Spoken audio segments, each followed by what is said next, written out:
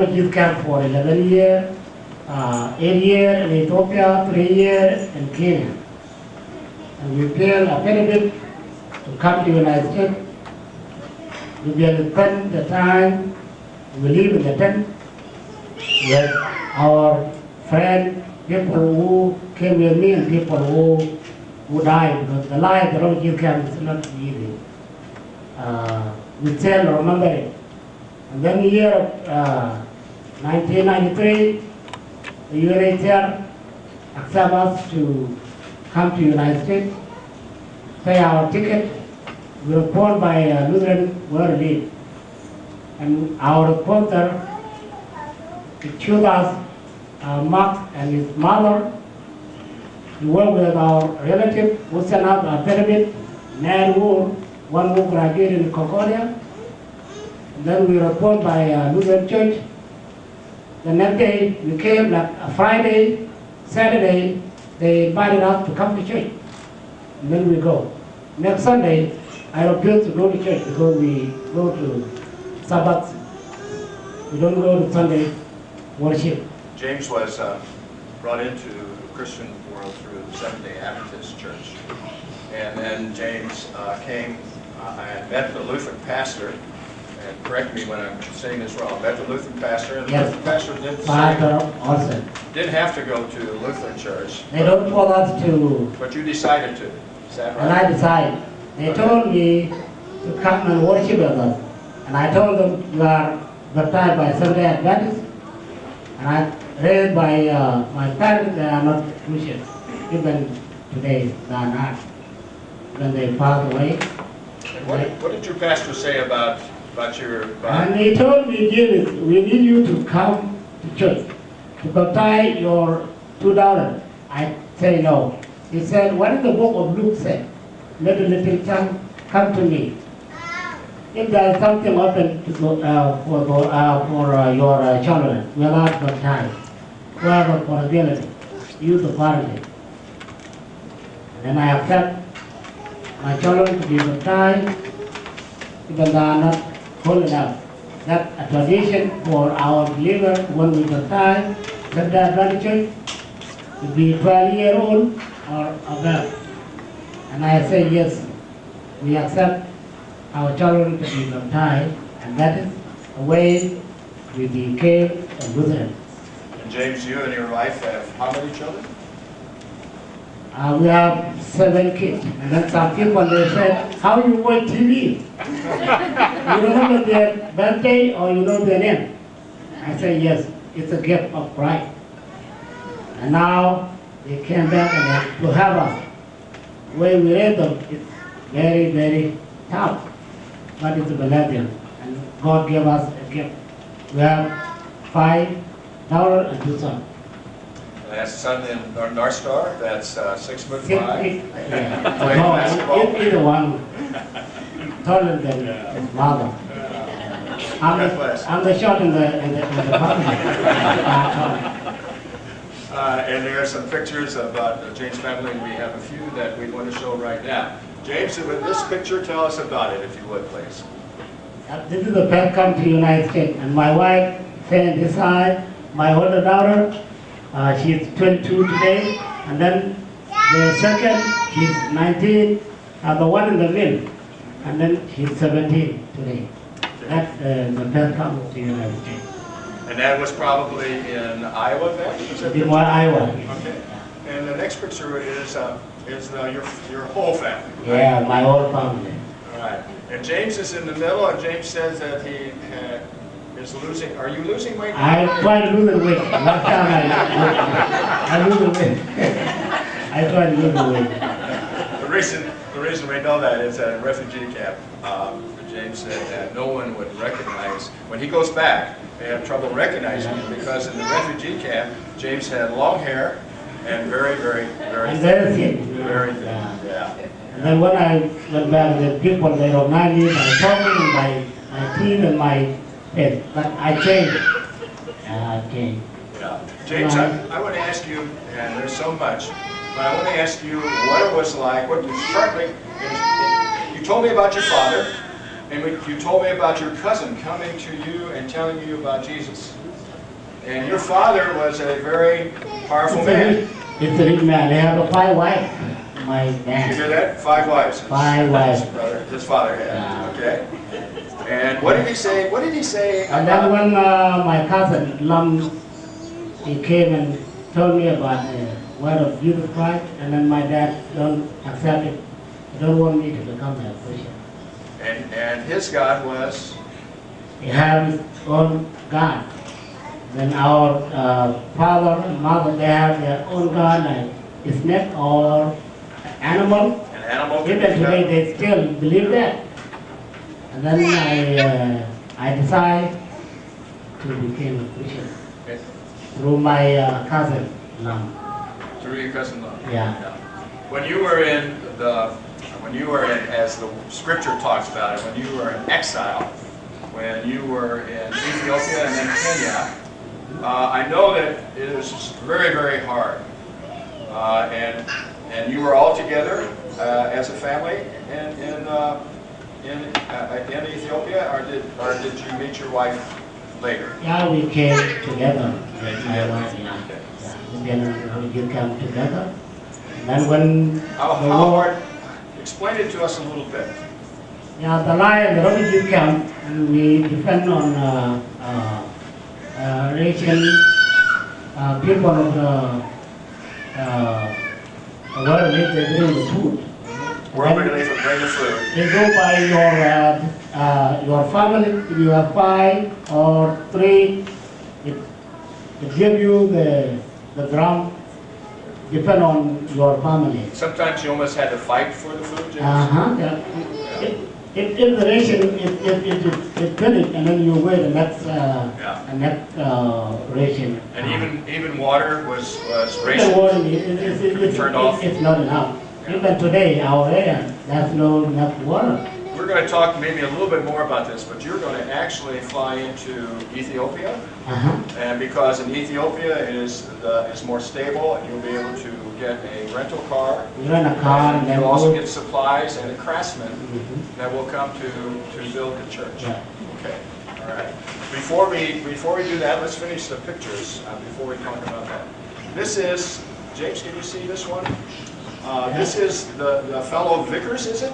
That Sudanese, when we formed the Lutheran Church to the Senate with the African Immigrant Minister.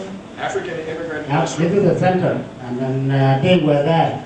That year we formed. Rebecca husband, he was there too. A lot of Sudanese. Matt is the one who wrote the Bible. We have Brown Cook.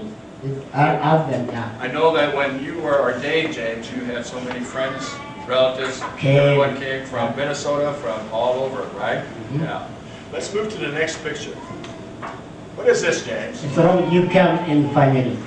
Okay. And why are they welcoming you, or what is Welcoming us for the song and pray. You see the cross, and then that is they wear the choir robe. And not enough for everybody, but a few have a cross. This next picture, James, tell us about that. That is a house. You can stay, even all your family, they stay there. This is a house we use today. So how many people? Depend on your family, or 20 or 15 people. 15? They can stay. Okay. Yeah, and families share everything. They can. Now, one of the problems with the church building is it's made of thatch roof, and the thatch roof will disintegrate, will evaporate. Depend on a year. And, well, how about your homes? Would they do the same thing? They're the same, yeah. Oh, okay. So it's a battle. It's a battle to keep shelter over your head. Yeah. Well, James, I think that is the pictures that we have. But the interesting thing for all of us is what is the church like that you are going to go to, and what are the people like that you're going to go to? And I know that's a big question, but take it apart in little part. And the people we go and met them, and we know them, and then we talk to them by phone. When we accept to be Lutheran Church to the Senate, and then we call our relatives and friends there, because the population in our area, 99% are Christian. 99% are Christians. Christian, yeah. We have a Presbyterian church, which is a mother church. Okay. And then all the people, they baptized by Presbyterian church. We have Seventh-day Adventist, and we have a Catholic. And then now, we change our people. Number one, we will become a Lutheran in our area. So the population here in the United States, in Nebraska here, Nuir, and they send the message. We have like 13 full pastors, Lutheran Church with the Senate. 13 pastors? Yeah. Okay, you'll be visiting a lot of, the last 3 weeks, the first 3 weeks you're concentrating on yoke 1? Yes. And getting that built. Mm-hmm. And then after that... we can go another neighbor and another church to make a connection with them. James, I know that you have church later this afternoon, is that right? 1 o'clock. Okay, but tell us about what church will be like or is like in Sudan. You told me about Sunday, and you told me also what Sunday worship here in the United States is boring for Sudanese because you do like 1 hour. What we do here in the United States is boring. It's a boring. Even food it's boring for us. And then when we go to church, maybe 4 to 10 hours. When you get tired, you leave, and then some other day continue. Then we still doing here in the United States. When you come to our worship services, you can get tired. Then a lot of people, they have more song, more talking. It's a part of worship services, connected with one another. Relationships with one another. And eating sometimes? And eating. Okay. Sometimes they have a food. Yeah. And then after it's all done, you're not done. We're not done, just we stand and then talk, keep talking, and then you get tired. James has done some marvelous things, and his family has done some marvelous things, have decided to be an evangelist, be a pastor, has done that at the expense of, if we put it that way, has done that at the expense of not being able to work full-time at another job, which he would be very willing to do, but because of his family support and his wife's support, continues to be a pastor, and just began, but worked on that with education and now continues to be that, and is taking the 6 weeks off to go to Sudan and to build this church, and then out of that will come other churches, and out of that will come your instruction. Okay. I did not introduce you, but please introduce your elder, if I may. Dave Mashar is our elder. He can go with me. He was a teacher in Ethiopia when we were there. And you have taken some classwork at Concordia and in the Southeast? Yes, he did it last time. Yeah, and he graduated. Let me get my today, and then he introduced himself. Say hello. Hello. Probably I should just talk louder. Can you hear me? Yes. Okay. We came to Lincoln. My story is that I left Ethiopia, I went to Kenya. I used to live in the refugee camp too. Did you know James and know each other? I knew James here in the United States. We're from the same adjacent villages. Yeah, but I left the village longer since I was younger. So I think we just need to make the story short. I went to Canada and I came to Lincoln, and I used to live in the refugee camp in Ethiopia. But after the fall of the government in Ethiopia, our refugees inside Ethiopia were displaced, and then they had to go all the way to Kenya, where most of these people came from. So I left earlier before the fall of the government in Ethiopia. I went to Canada and moved to the United States. I came to Lincoln in 1998 with James to start a ministry at Christ Church, and through the pastor whom we met one of the meetings there in St. Louis. And we came here, we live here, we built our lives here, we have families. I have 5 children, and two of them are in college. One is in college, the other one is in the Marines. But we wanted to go back to where we came from, even though we have built families here. This is going to be our home, but we never forgot about our families. And there is nothing better we could do for them besides having a place to worship. That's what we want. I could send money to my relatives, people who are related to me, my siblings and everybody. But one good thing we could do for everybody is build the church. I will be participating in the church building. I went to construction technology in Melbourne. So I would use that to help build a better building than a thatched roof, because the thatched roof will last maybe 2 years. The structure will be there, but the grass part will fall.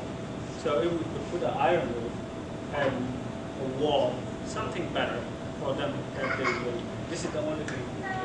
Now you're not going this trip, or are you? I am going this trip. I'm okay. going with Jim. There will be 3 of us. Okay. So Very good. All right. And with their help and our help, we could do it. Very good. Are there what questions would anybody like to ask? And I asked James, I said, is there anything you don't want us to ask? And he said, no. Don't ahead. ask the questions our kids ask, do they have? I don't know. We don't have them. Questions from you? Yes. Oh. Cameraman. When you have a service, how many people typically attend? How big is your group when it comes to the church? Our group in Lincoln here is not very big. We usually range from 35 to 55. Like that. This is people from our tribe, Nuir, our services. When we come from Sudan, we think in Lincoln here, if you go to Nuir, probably people speak English. But there, when we come here, we have language difficulties. So we're not English people yet. We use our dialect, so that services is Nuir. James, I asked you about Is there, in southern Sudan, are the struggles between the Muslims and the Christians now over because of the separation, or is there still problems in that area? I don't think it's over yet. It's not over. Probably 2 days ago, the Vice President of Sudan went to Egypt, and he went because they have been looking for support around like we did too. We want the people, we Christians, were being persecuted. They went and told, I watched that on Al Jazeera TV. They were saying that the government of the new government of South Sudan and the government of Uganda are working so hard that they are preventing Islam from going into sub-Saharan Africa. So I don't think it's over yet. It's still there. there's still problems there. Yes. How do you guys do communion? Is it the same? Yes. Same. Tom? Excuse me. I presume that many of your people from your villages went to the refugee camps. Have they moved back to their home area now? Yeah, most of the people have moved back. And how large are those villages? Oh, they are very large, and the facilities still too are very good. They are very special when you come from the United States. It's very difficult. That's why many of our children don't want to go there. The villages are big, huge. So 20,000, 40,000? Oh no, they are segments. The villages are smaller villages. To have a huge with 20,000 people. Their chief and their area. They know who live in this area. James also shared with me earlier that because they need food and water, they will start in Ethiopia, because you will not purchase that in Sudan. It's just not available, or what might be available might not be good for your stomach, I think is what you said. And rent the car and then buy the water and then go to the rural area where we can build the church. I think the supplies are not there because people have just returned. Building materials are not available. The filter water are not available. So we have, and the access road is better from Ethiopia because the place where we're going is adjacent to the border of Ethiopia. So we get all the supplies that we need From Ethiopia. From Ethiopia. And one good thing also is our tribe that we're going to Ethiopia, in Sudan, are the same group of people inside Ethiopia. So it makes things easier that way. Well, we praise God for this and for our opportunity.